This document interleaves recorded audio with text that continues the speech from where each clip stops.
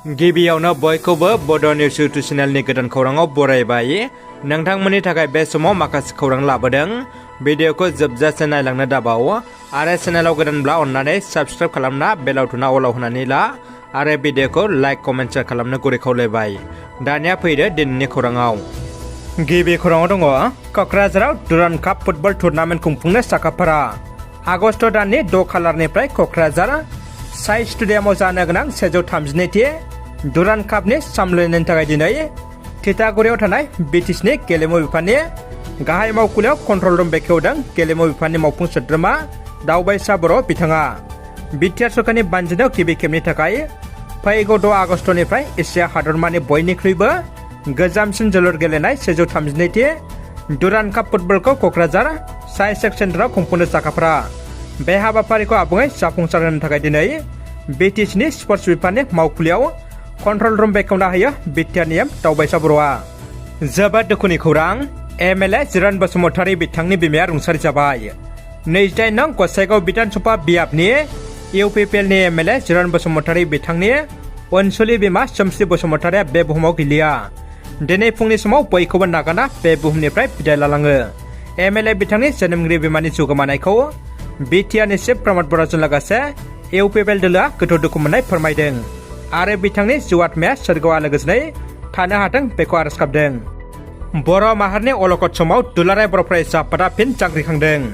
समष्टि दाफिननाय आरो उदालगुरि लकसभा समष्टि जानांगौनि सायाव गोग्गोम खुद्रिसानाय हाबाफारि लादों। उदालगुरि जिल्लानि सिङाव थानाय फेरगावआव दुलाराय बर' फरायसा आफादजों लोगोसे बर'नि गोबां माहारियारि आफादफ्रा दिनै ज' जानानै खुद्रिसानाय हाबाफारि लायो। दिनै भारतनि बिसायख'थि आय'गआ फोसावनाय खसरा ड्राफ्टखौ लानानै क'अर्डिनेशन अफ उदालगुरि लकसभा डिमान्ड कमिटिनि बानजायनायाव उदालगुरि सहरनि बिखायाव थानाय बिष्णु राभा ख्रिस्टि संघआव 2 घन्टा खुद्रिगां हाबाफारि लानायखौ नुनो मोननाय जादों।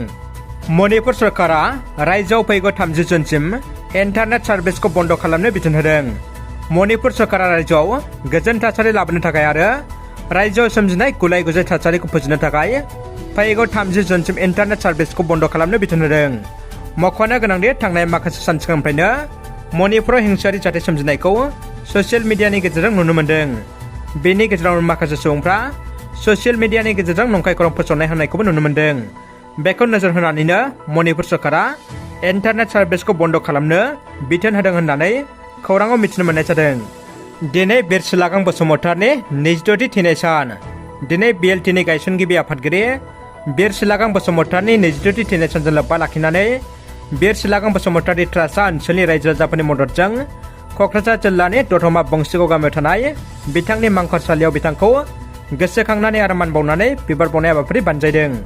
फुंबिलि समाव हाबाफारिजों लोब्बा लाखिनानै रुंसारि बिर सिलागां बसुमतारीनि बिसि मुर्सिमा रमनि बसुमतारी बिथाङा बिबार बावजेनो। हाबाफारियाव बिटिसिनि बारग' गाहाय मावफुं सोद्रोमा हाग्रामा महिलारि, बारग' लेङाइ गाहाय मावफुं सोद्रोमा खाम्फा बरगयारि, BPFनि MCLA दनेश्वर गयारि लोगोसे BPF दोलोनि गुबुन गुबुन दैदेनगिरिफ्रा बाहागो लायो। मख'जाथावदि हाबाफारियाव सानजा क'क्राझार बिधानसभा बियाबनि MLA लरेन्स इस्लारि, क'क्राझार जिल्ला एबसुनि आफादगिरि कृपेश दैमारि, UPPL दोलोनि गाहाय नेथार राजु नार्जारि आरो UPPL दोलोनि माखासे बिबानगिरि बिथांमोना बाहागो लानानै बिबार बावनानै फैयो। दानिया फैदो जोबथा खौराङाव।